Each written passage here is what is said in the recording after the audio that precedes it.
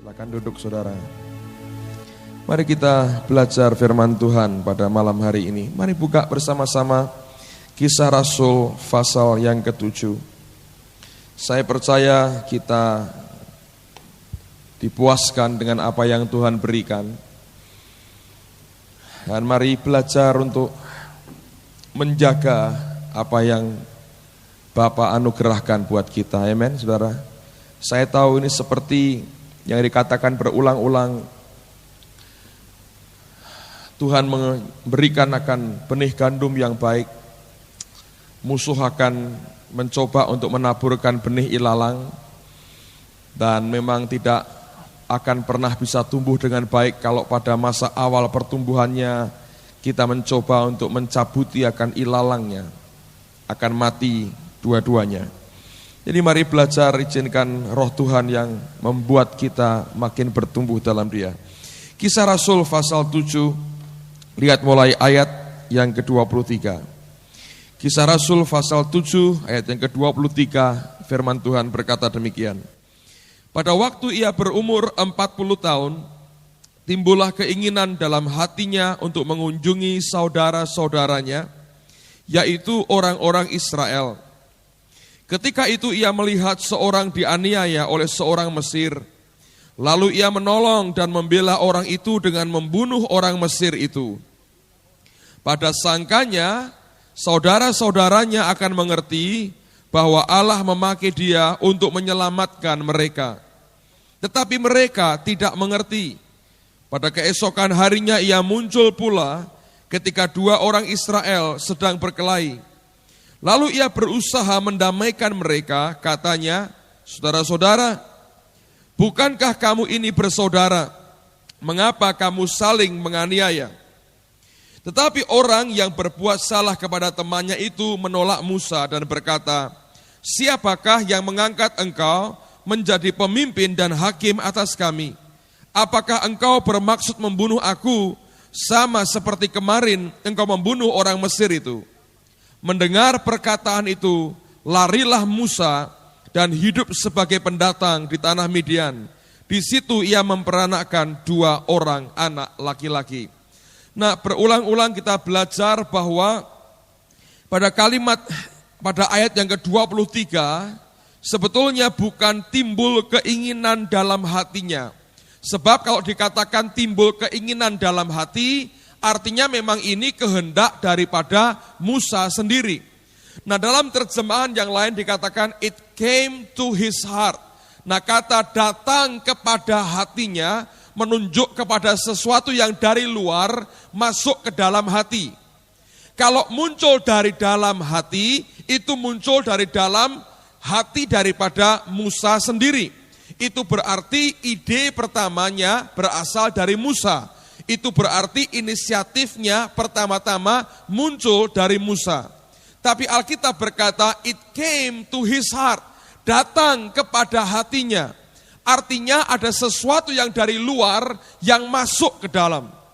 Nah, kerinduan yang masuk itu berupa mengunjungi saudaranya. Musa mendapatkan beban dari Allah untuk mulai melihat akan keadaan bangsanya. Sementara dia sudah hidup begitu limpah tanpa teraniaya sebagai anak daripada putri Firaun, tetapi tiba-tiba Allah memberikan beban kepada hatinya untuk mengunjungi saudara-saudaranya yang mengalami perbudakan.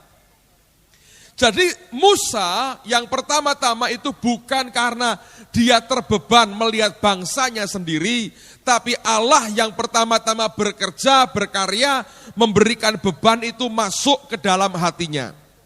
Nah, kesalahan Musa adalah begitu beban itu dia terima, pada sangkanya dia bisa melakukan semuanya hanya berdasarkan beban yang dia terima pada waktu itu dari Allahnya. Nah, semua yang Allah berikan di dalam hatinya, dia terjemahkan dengan cara pelaksanaan yang keliru. Yaitu apa? Dia menggunakan kekuatannya, menggunakan akan kesanggupannya untuk mencoba merebut hati daripada bangsanya. Dengan cara dia membunuh akan orang Mesir yang menganiaya bangsanya. Nah, pada sangkanya dia tahu dengan cara dia menerjemahkan dengan kekuatannya, bangsanya akan tahu bahwa Allah memakai dia untuk menyelamatkan mereka. Jadi sungguh-sungguh Musa terima beban dari Allah dan dia tahu itu beban dari Tuhan. Karena Alkitab kemudian berkata, pada sangkanya mereka mengerti Allah memakai dia. Kalau dia tidak yakin bahwa itu merupakan beban dari Tuhan, tanpa berpikir mereka pasti tahu Allah memakai aku. Bagaimana dia bisa mengasumsikan mereka tahu Allah memakai dia? Jelas oleh karena pertama kali beban yang dia terima itu sungguh berasal dari Tuhan sendiri. Nah, dengan demikian sebetulnya kita belajar sesuatu, saudara. Bahwa Allah bisa memakai kita, Allah bisa mengurapi kita, Allah ingin memakai hidup kita, tidak mungkin dibantah lagi. Pengalaman yang kita semua alami selama 3-4 hari ini, mungkin beberapa saudara pertama kali Anda mendoakan orang lain dan melihat bagaimana kuasa Allah dinyatakan lewat hidupmu kepada begitu banyak orang. Dan saya berdoa supaya makin banyak orang yang akan dipakai Tuhan untuk jadi berkat bagi orang lain. Itu merupakan suatu bukti, suatu proof yang tidak mungkin kita bisa bantah lagi bahwa saudara dan saya, Allah ingin berkata, aku ingin memakai hidupmu jadi berkat bagi yang lain. Tetapi kalau kita menerjemahkan dengan cara yang keliru, apa yang Tuhan sudah mulai berikan dalam hidup kita, itu akan membawa kita kepada suatu proses mundur, saudara. Kalau kita tidak sanggup menerjemahkan dengan tepat apa yang Allah sudah mulai berikan, maka dalam waktu singkat kita akan mengalami suatu proses mundur. Dan ini yang dialami oleh Musa. Waktu dia tahu Allah berbicara dalam hatinya, waktu dia tahu Allah memberikan mandat kepadanya, lalu dia mulai bertindak, dia terjemahkan mandat Allah itu dengan menggunakan kekuatannya. Akibatnya Alkitab berkata, mereka tidak tahu. Mereka berkata, kamu bunuh orang Mesir, dan dia melarikan diri dan tinggal sebagai pendatang di tanah orang Midian.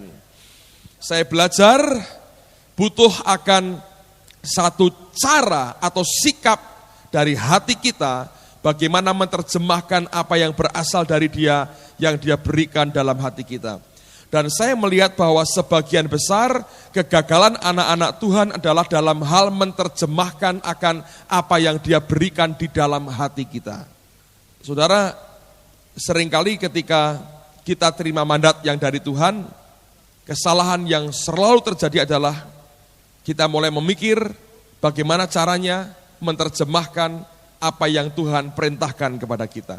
Kalau kita sudah mulai memikir, kita mencoba membuat analisa, kita mencoba membuat kesimpulan bagaimana aku bisa menerjemahkan ini, kesalahan telah dimulai. Sebab ternyata bukan dari sini keluarnya apa yang berasal dari Allah, tapi dari sini, saudara. Nah, mari kita lihat bagaimana kemudian selama di Midian itu, apa yang kemudian terjadi pada Musa. Bilangan pasal yang ke-12. Bilangan pasal yang ke-12, sebagian Anda mungkin sudah pernah membaca perikop ini, tapi mari kita lihat kembali akan pasal ini. Bilangan pasal 12 mulai ayat yang pertama. Bilangan pasal 12 mulai ayat yang pertama. Miriam serta Harun mengatai Musa berkenaan dengan perempuan Kusi yang diambilnya. Sebab memang ia telah mengambil seorang perempuan Kusi. Jadi rupanya Musa ini kawin lagi, saudara. Perempuan Kusi ini perempuan dari Ethiopia, perempuan berkulit hitam, black. Dan dari hasil perkawinan antara Musa dengan perempuan Kusi ini, sampai sekarang keturunannya masih ada. Kalau Anda ke Israel, di sana ada orang Yahudi tapi kulitnya hitam. Namanya Yahudi Falasa. Dan beberapa tahun yang lalu, orang-orang Israel, pemerintah Israel mengambil akan orang-orang Yahudi Falasa yang tinggal di Ethiopia itu, mereka diam-diam mereka ungsikan, kembalikan ke Israel. Dan mereka menamakan sebagai Operation Moses, Operasi Musa. Kenapa? Mengembalikan akan keturunan Musa, kembali ke tanah perjanjian, kumpul dengan keluarganya orang-orang Yahudi yang tidak hitam. Jadi ini ada kaitannya dengan sampai dengan hari ini pernikahan Musa ini. Nah, dikatakan kata mereka, jadi ketika Musa kawin dengan perempuan Kusi, ini Miriam, Harun nggak suka hati, dan mereka berkata begini, sungguhkah Tuhan berfirman dengan perantaraan Musa saja? Bukankah dengan perantaraan kita juga ia berfirman? Dan kedengaranlah hal itu kepada Tuhan. Lihat kepada ayat yang ketiga ini. Adapun Musa ialah seorang yang sangat lembut hatinya, lebih dari setiap manusia yang di atas muka bumi. Saudara bisa bayangkan proses yang dia alami 40 tahun itu, yang membuat dia berbeda adalah apa? Hatinya. Dari orang yang begitu gampang mencabut nyawa orang, Alkitab berkata, adapun Musa ialah seorang yang sangat lembut hatinya, lebih dari setiap manusia yang di atas muka bumi. Terus apa yang dikatakan? Lalu berfirmanlah Tuhan dengan tiba-tiba kepada Musa, Harun dan Miriam. Mesti hati-hati kalau ngomongin orang, karena Allah bisa tiba-tiba berbicara tanpa kita duga ya. Keluarlah kamu bertiga ke kemah pertemuan. Maka keluarlah mereka bertiga. Lalu turunlah Tuhan dalam tiang awan dan berdiri di pintu kemah itu, lalu memanggil Harun dan Miriam. Maka tampillah mereka keduanya. Lalu berfirmanlah ia, dengarlah firmanku ini. Jika di antara kamu ada seorang nabi, maka aku Tuhan menyatakan diriku kepadanya dalam penglihatan. Aku berbicara dengan dia dalam mimpi. Bukan demikian hambaku Musa, seorang yang setia dalam segenap rumahku. Perhatikan, dia berkata begini, berhadap-hadapan aku berbicara dengan dia, terus terang, bukan dengan teka-teki, dan ia memandang rupa Tuhan. Mengapakah kamu tidak takut mengatai hambaku Musa? Sebab itu bangkitlah murka Tuhan terhadap mereka, lalu pergilah ia. Dan ketika awan telah naik dari atas kemah, maka tampaklah Miriam kena kusta, putih seperti salju. Ketika Harun berpaling kepada Miriam, maka dilihatnya bahwa ia kena kusta. Lalu kata Harun kepada Musa, ah Tuanku, janganlah kiranya timpakan kepada kami dosa ini yang kami perbuat dalam kebodohan kami. Janganlah kiranya dibiarkan dia sebagai anak gugur, yang pada waktu keluar dari kandungan ibunya sudah setengah busuk dagingnya. Lalu berserulah Musa kepada Tuhan, ya Allah, sembuhkanlah kiranya dia. Kemudian berfirmanlah Tuhan kepada Musa, sekiranya ayahnya meludahi mukanya, tidakkah ia mendapat malu selama 7 hari? Biarlah dia selama 7 hari dikucilkan keluar tempat perkemahan, kemudian bolehlah ia diterima kembali. Jadi dikucilkanlah Miriam keluar tempat perkemahan 7 hari lamanya, dan bangsa itu tidak berangkat sebelum Miriam diterima kembali. Kemudian berangkatlah mereka dari Haserot dan berkemah di padang gurun Paran. Nah, dengarkan saudara. Apa hubungannya Musa kawin lagi dengan kelembutan hati? Apa hubungannya Miriam kena kusta dengan kelembutan hati? Apa hubungannya Allah berbicara muka ke muka, terus terang tanpa teka-teki dengan kelembutan hati? Saya melihat begini, ketika Musa diizinkan Allah mengalami proses selama 40 tahun dalam padang gurun, hasil yang paling menyolok dari apa yang dia alami adalah hatinya begitu lemah lembut, lebih dari semua manusia di atas muka bumi. Nah, rupanya hati yang begitu lembut inilah yang sebetulnya Tuhan cari. Saya belajar kuasa Allah yang begitu dahsyat dia demonstrasikan selama di Mesir, selama di padang gurun 40 tahun lamanya. Ternyata bisa disalurkan hanya lewat hati seperti yang dimiliki Musa. Makin lembut hati kita, makin kuat ternyata kenyataan kuasa Allah dinyatakan dalam kehidupan kita. Bahkan kalau Anda perhatikan, penghakiman Tuhan terjadi melalui orang yang lembut hatinya. Saya baru menyadari tidak mungkin Allah memberikan kuasa penghakimannya kepada orang yang keras hatinya. Sebab setiap manusia akan mati oleh karena orang yang keras hatinya. Anda bisa bayangkan, orang ini pernah diberontak oleh Korah, Datan, Abiram. Mereka kumpulkan orang-orang terkemuka, mereka buat rapat, mereka berontak melawan Musa. Tidak diucapkan banyak kalimat, dia hanya tersungkur, mukanya sampai ke tanah. Dan Allah yang bertindak sendiri. Saya belajar bahwa rupanya orang yang lembut hatinya seperti ini, yang Tuhan cari pada hari-hari ini. Dan pada orang yang lembut hatinya semacam ini, Allah berbicara terus terang, muka ke muka, tanpa teka-teki. Dia bicara terus terang apa adanya dari muka ke muka, dan dia sampaikan semuanya. Dan Allah berkata, dia telah melihat Tuhan, memandang rupa Tuhan. Nah, dengarkan saudara, ketika dia terima beban dari Allah, dia pernah menerjemahkan dengan cara yang keliru. Dan berakibat begitu fatal, penundaan terjadi. Dan Allah melihat dia harus diajar menerjemahkan akan mandat Allah dengan benar. Dan pendidikannya itu harus dilewati di padang gurun. Nah, hasil daripada pendidikan Allah di padang gurun itulah yang membuat Alkitab berkata dia jadi orang yang begitu lemah lembut. Lalu ketika kelembutan hatinya terjadi, kuasa Allah dialirkan lewat hidupnya, penghakiman Allah dibuat lewat hidupnya, dan begitu banyak manifestasi yang terjadi oleh karena hati orang yang begitu lembut dan sudah dilembutkan oleh Tuhan.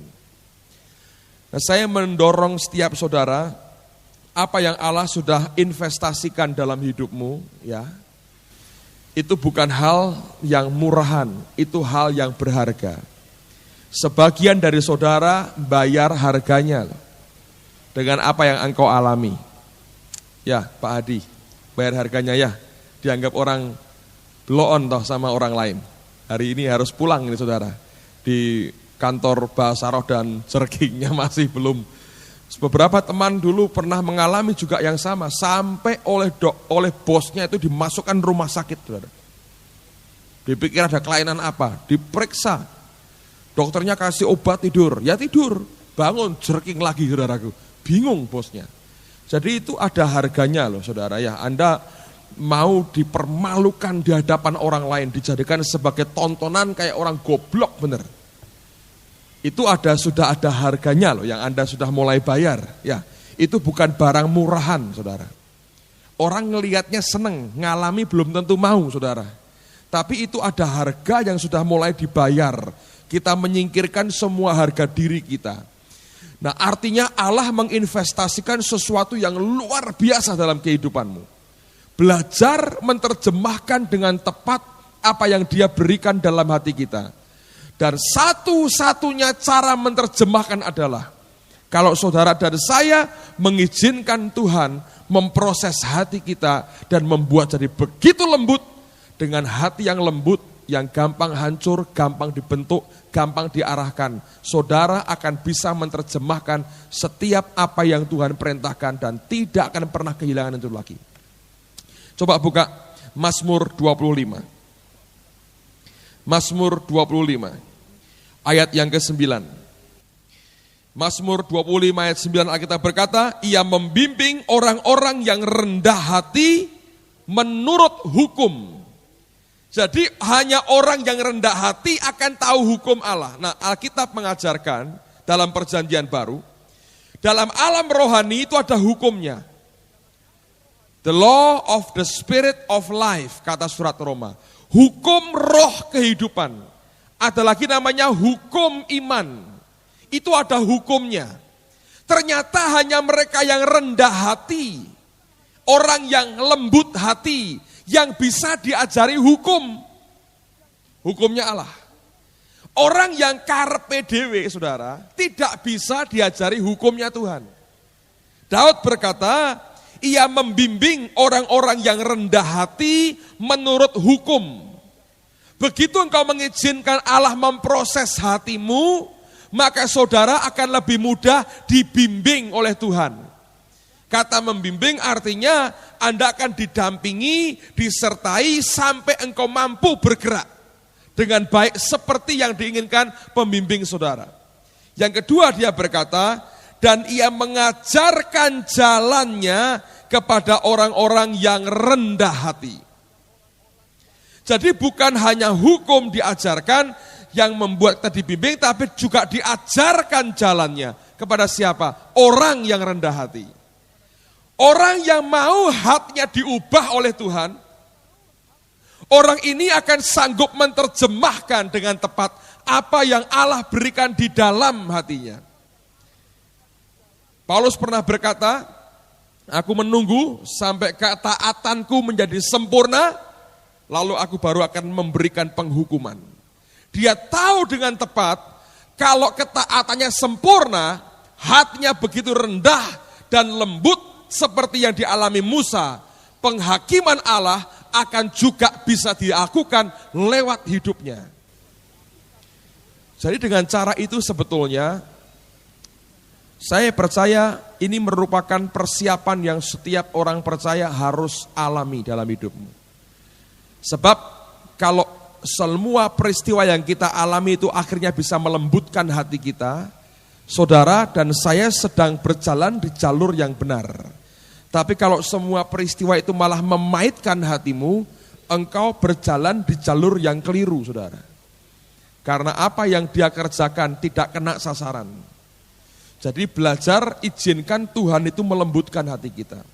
Kenapa? Saya rasa bagus sekali ya. Saya kemarin mengalami yang buat saya ini pertama dalam hidup saya. Pada waktu Minggu ya, Bu Nugroho sudah mulai cerita. Saya ini sebetulnya malu, Pak Agung. Karena sudah waktu makan malam dengan istrinya Arlan itu, sudah mulai mabuk-mabuk, saudara. Jadi dia bilang, waduh belai, katanya Bu Nugroho ini. Saya sudah mulai gliang-gliang ini katanya, mulai mabuk. Pagi cerita pada saya ini malu. Terus saya ini jawab begini, tapi saya ini kepingin sebetulnya. Karena kan begini, orang tuh ya saudara ya, kalau nggak ngalami yang semua alami, kelihatannya tenang-tenangan, ketawa-ketawa tuh, kamu ngalami, aku tidak, gitu-gitu. Tapi sebetulnya hatinya merana sebetulnya ya, karena wah aku kok ketinggalan dewi. Sebetulnya loh ini karena sudah ngalami dari cerita apa adanya ini saudara ya. Tapi kalau jujurlah tanya kepada mereka yang tidak pernah ngalami itu, sebetulnya kalau sekali-sekali ngalami ya pingin sebetulnya. Tapi nek iso ya ojo kebangetan gitu ya sudah. Tapi pokoknya ingin ngalami sesuatu itu mesti. Nggak mungkin tidak. Nah, saya bilang saya ini kepingin. Kenapa kepingin? Sebab begini saudara. Rasanya ini dalam hidup saya ini kok seluruh gerakan saya ini kok tak kontrol dengan diri saya sendiri. Ambuk sekali-sekali lepas kontrol itu kayak apa? Pengen lihat, saya ini pengen lihat gitu, lepas kontrol ini rasanya kayak apa? Pengen sekali sebetulnya. Jadi saya ngomong, wah saya ini kepingin loh sebetulnya. Dulu saya bersyukur tidak ngalami gitu saudara ya. Jadi saya bersyukur dulunya begitu terus terang dulunya saya bersyukur. Lama-lama diajar Tuhan tentang penyerahan, menyerah. Lama-lama saya pikir lah kalau menyerah ya menyerah total toh. Sak kabeh toh ya. Tidak usah ngontrol lawake lagi, bagaimana caranya itu. Nah, hari pertama saya ditawari, mau saya doakan? Kata si Aran, oh mau. Tumpangi tangan, jatuh gini, jatuh. Rasa-rasa norak apa-apa, bangun saya saudara. Bangun, ada teman di sini duduk di sini tanya, kui mau tibone tenanan apa reko-reko? Loh, saya bilang, lo tenanan. Lo kenapa toh? Lah aku rak pernah tibo, dia bilang begitu ya. Teman saya ini bilang begitu. Wah, ini kan karapmu dewe aku bilang, aku tenanan kok, mosok reko-reko tibo aku bilang. Ini kan kotor, bajuku putih-putih kan eman-eman saya bilang. Sudah, tapi tidak ngalami apa-apa. Dan pada waktu itu saya lihat istri saya sudah mulai di bawah mulai geter. Saya sudah mulai nunggu nih, wah jam piro ini selesai nih. Dan puji Tuhan selesai cepat, akhirnya kami pulang. Nah, waktu di Ambasador, waktu hari Selasa pagi juga begitu. Sudah mendoakan orang begitu banyak. Roh Tuhan juga manis. Saya tawari, mau doakan? Mau. Tumpangi tangan, blek. Nah ada apa-apa, bangun lagi saya, lihat jam, wah hampir jam 9, kukut-kukut langsung pulang ke gereja. Nah hari terakhir pulang antar dia makan dan beli souvenir sedikit, istri saya bilang gini, si Tina, nanti kita minta didoakan ya. Saya bilang ya, pokoknya sebelum selesai kita minta didoakan gitu. Jadi akhirnya sudah kebaktian jalan dan Tuhan kerja indah sekali ya seperti yang saudara lihat. Lalu kemudian tiba-tiba dia tuh datang ke sini, dia istirahat, mungkin dia minum duduk di sini. Saya pikir ini kesempatan ini dia di sini, saya minta sekarang aja. Jadi saya ngomong sama dia. Jadi yang pertama dan kedua dia yang menawarkan mau doakan saya. Yang ketiga saya minta sendiri, saudara. Saya bilang tolong doain saya. Jadi saya panggil istri saya panggil Yufang yang kuat di belakang dari catcher. Jadi sudah ngerti ini kira-kira bakal tiba, catchernya jangan orang cilik, saudaraku, nanti repot semua. Jadi cari orang sing gede di belakang. Sudah siap-siap nih, karena mencintai tubuhnya sendiri sebetulnya siap-siap. Dan kemudian didoakan. Dan saya memang tahu itu jamahan Tuhan kuat sekali ya. Jadi waktu jatuh itu, ini di sini tuh di dada sini kayak ada yang ketarik-ketarik sedikit, dek gitu. Saya bilang, Tuhan, mbok aku ini ngalami ya Tuhan, aku kok belum ngalami, kepengin saya ini ngalami. Nah, mbok di kencengi sedikit lagi kan jadi ini kan, narik-narik kok sedikit-sedikit tok gitu ya. Lalu tambah kenceng, ya wis bilang tak losno. Seperti yang Anda lihat, yang saya rasakan tapi Anda lihat, saya ngerasakan tapi tidak saya lihat.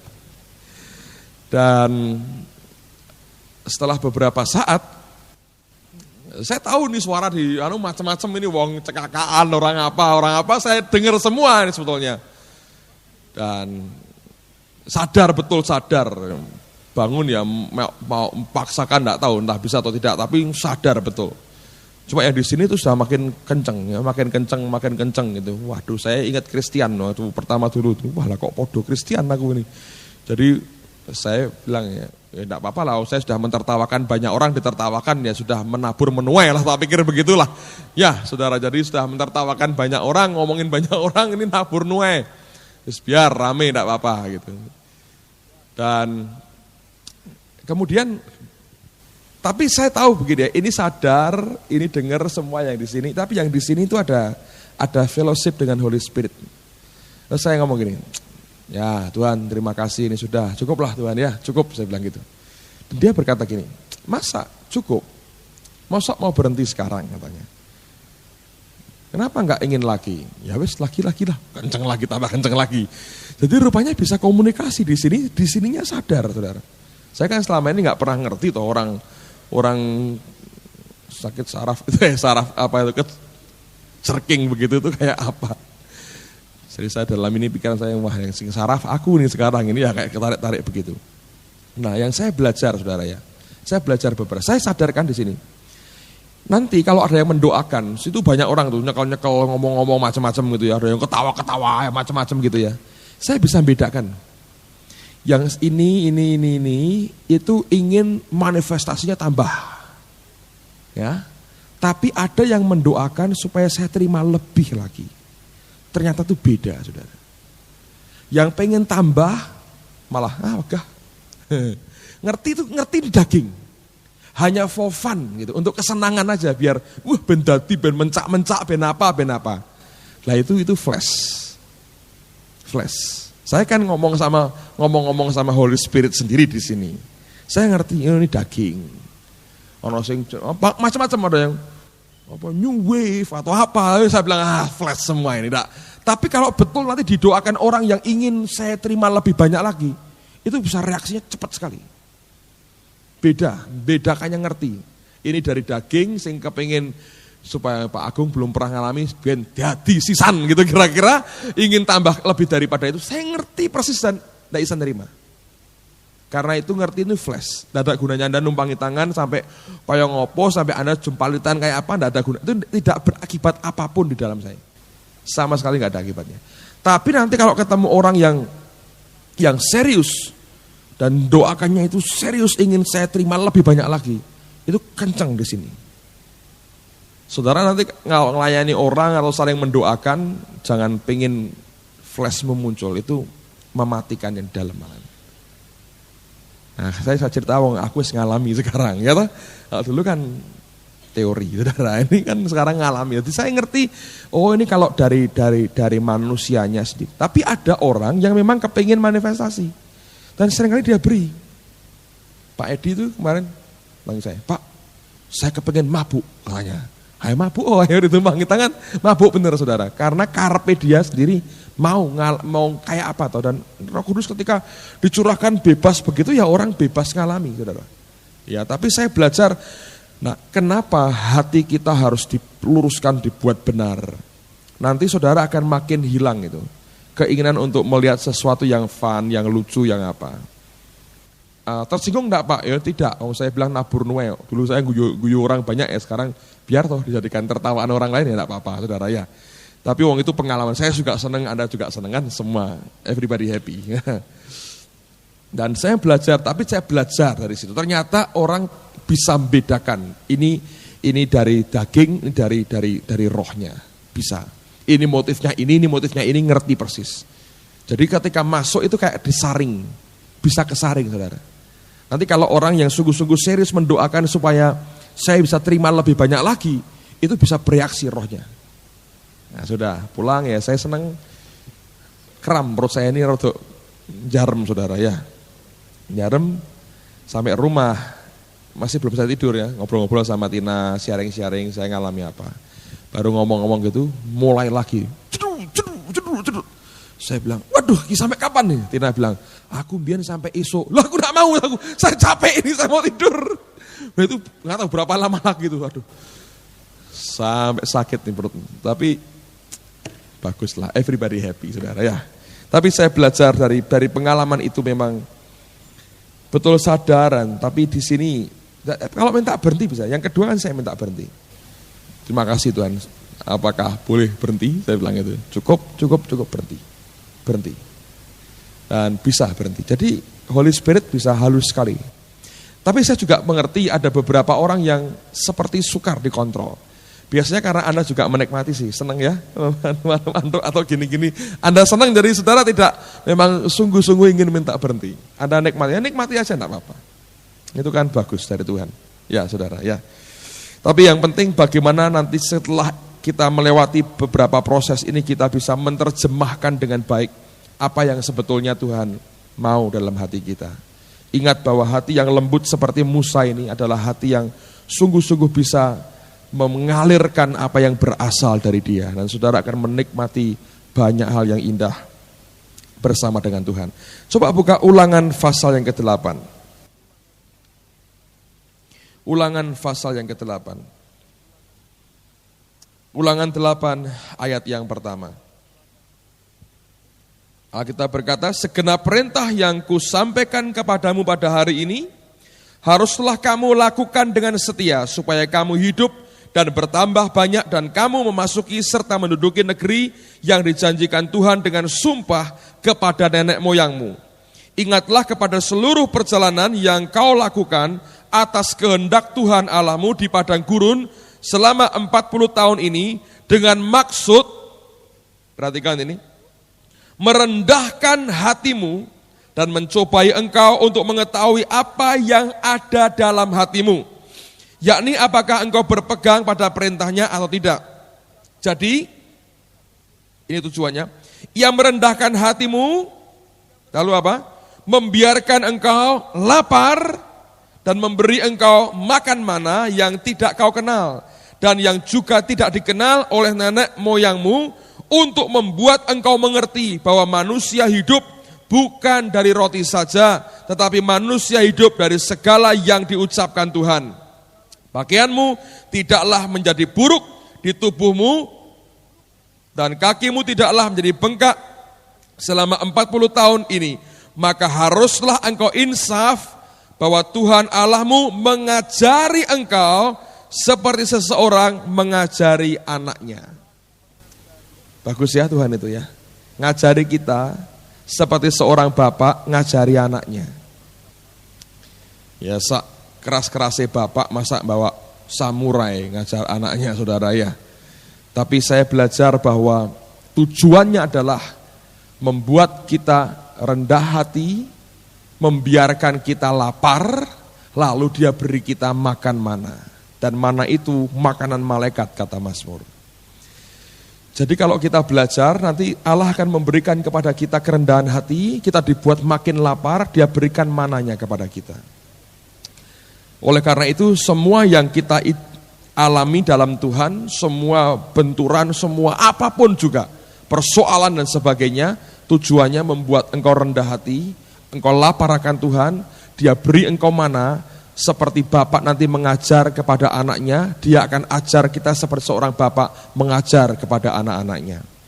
Dan saya mendorong, saudara sekalian, baik sekali untuk kita mempraktekkan banyak hal yang mendidik hati kita untuk rendah hati. Kita sudah diajar untuk saling mendoakan ya, dan itu bagus sekali. Saya ingin supaya hal semacam itu kita kerjakanlah setiap minggu kalau kita kebaktian. Supaya paling tidak setengah jam sebelumnya semua pada kumpul saling mendoakan. Saya belajar rupanya dipenuhi Roh Kudus tidak hanya sekali, tapi harus terus setiap hari. Kalau dibaptis roh cuma pengalaman sekali, tapi dipenuhi Roh Kudus setiap saat. Dan rupanya dengan saling minta didoakan itu membuat mengajar kita rendah hati. Gampang untuk menerima dari orang lain itu begitu gampang. Problemnya banyak orang mengalami kesulitan karena tidak bisa menerima dari orang lain. Hanya mau menerima dari orang-orang tertentu, itu salah besar. Kalau kita mau rendah hati, saling mendoakan akan bagus sekali. Ya, mumpung gak terlalu banyak orang pada teler mungkin ya saudara. Lebih baik nanti selesai sampaikan firman Tuhan, kita kumpul lagi, kita saling mendoakan lagi akan bagus. Api dengan api, balok dengan balok yang terbakar, dia ngajar ya, itu bagus sekali kumpulkan. Jadi Anda tidak bisa menyimpan itu sendiri, gak bisa. Simpen yang rumah, ini itu tidak bisa. Seminggu sekali Anda berikan ternyata nggak bisa. Jadi balok yang sudah kebakar, kumpulkan, tambah besar apinya. Oke, itu akan jadi sesuatu yang bagus sekali untuk kita bisa teruskan. Nah, balik dulu ke masalah hati. Musa dikatakan orang yang lembut hatinya. Nah, dengarkan, dia menubuatkan sesuatu. Kisah Rasul pasal yang ke-7. Kisah Rasul pasal 7 ayat yang ke-37. Kisah Rasul pasal 7 ayat 37 Alkitab berkata begini. Musa ini pulalah yang berkata kepada orang Israel, seorang nabi seperti aku ini akan dibangkitkan Allah bagimu dari antara saudara-saudaramu. Siapa yang dimaksudkan saudara? Hah? Seorang nabi seperti aku ini, Musa ini nabi. Seorang nabi seperti aku ini akan dibangkitkan di antara kamu. Siapa ini? Yesus. Kalau Anda baca konteksnya yang diucapkan Stefanus, dia bicara soal Yesus. Nah, Musa pernah nubuat, ada nabi seperti aku kata Musa, akan dibangkitkan dari antara kamu. Dan kita telah belajar dalam kitab Bilangan, Musa ini orang yang lembut hatinya, rendah hatinya luar biasa. Nah, Yesus ternyata punya sifat dan sikap hati yang sama dengan Musa. Coba lihat ayat yang terakhir, Matius pasal 11. Matius pasal 11 ayat yang ke-29.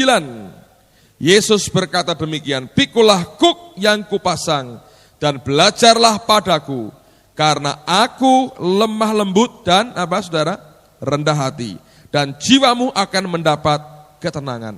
Yesus dinubuatkan oleh Musa akan muncul dari tengah-tengah orang Israel, dan ternyata betul seperti Musa, seperti aku ini, bukan hanya kenabiannya, tapi kerendahan hati dan kelemah lembutannya.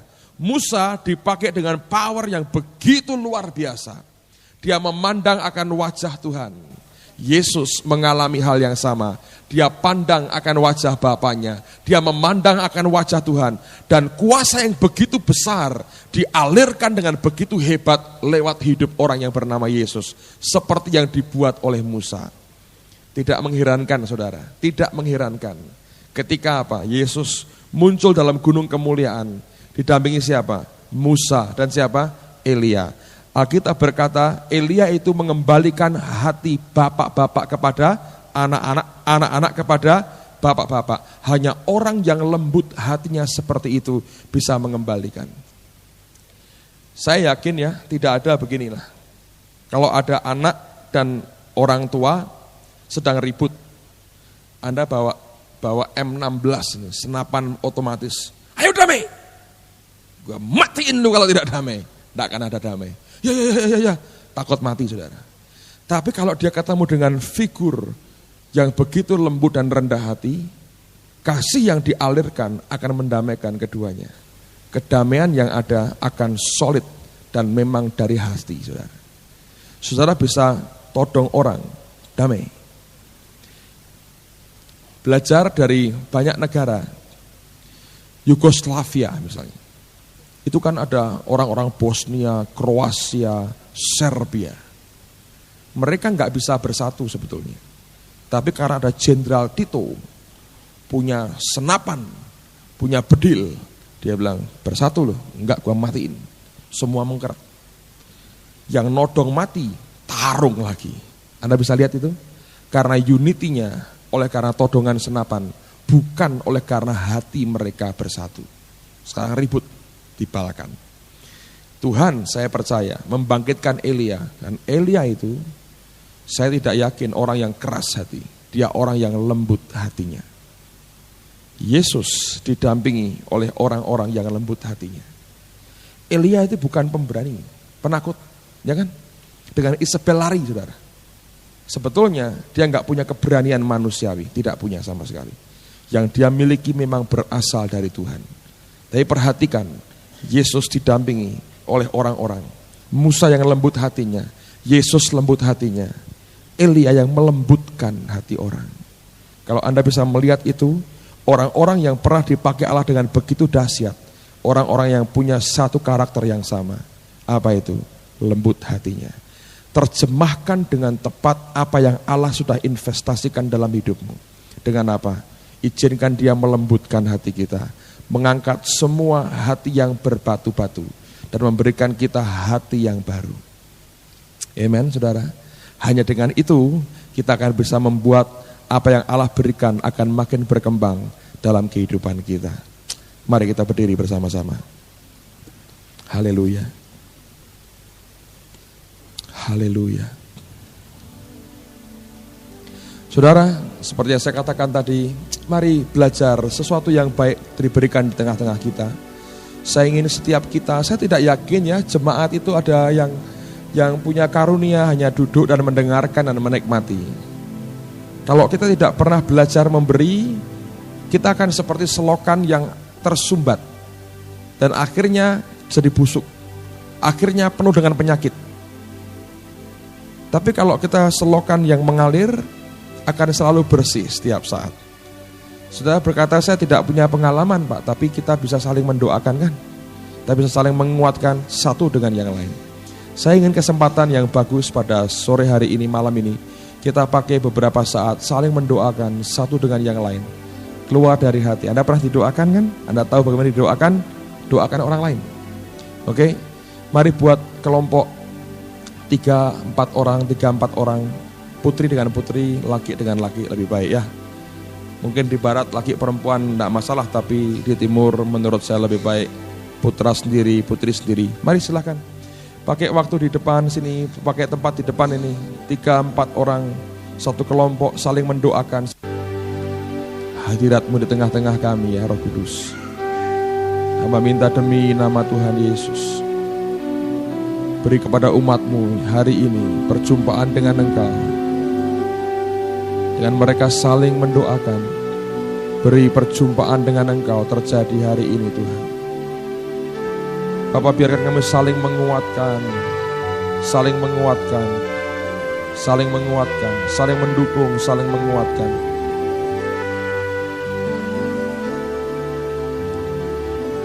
Terima kasih Tuhan.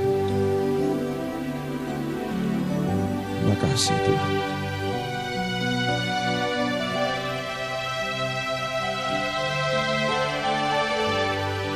Terima kasih Tuhan. Terima kasih Tuhan.